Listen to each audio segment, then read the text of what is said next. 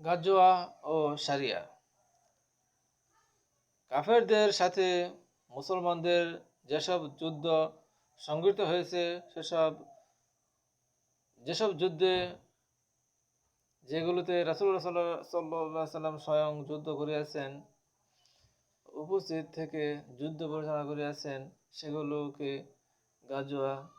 আর যেসব যুদ্ধে তিনি উপস্থিত ছিলেন না, বরং কোনো সাহাবীর নেতৃত্বে অভিযান চালানো হয়েছে, সেগুলোকে সারিয়া বলা হয়।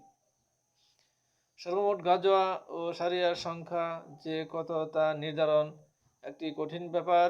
ইবনে ইসহাক রেওয়ায়েতে নবী করিম সাল্লাল্লাহু আলাইহি সাল্লাম স্বয়ং 29টি যুদ্ধবিজনে অংশ নেন। এদের মধ্যে 7 যুদ্ধ অনুষ্ঠিত হয় তরবারি।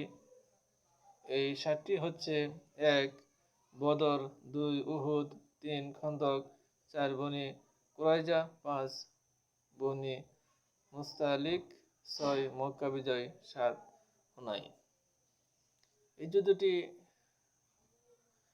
সবটি গাজওয়া। প্রথম গাজওয়ে ওয়াদ্দান বা আবওয়া।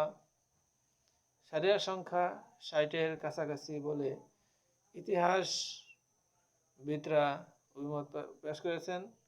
তৎমাধ্যমে সর্বপ্রথম সারিয়া হচ্ছে হযরত হামজা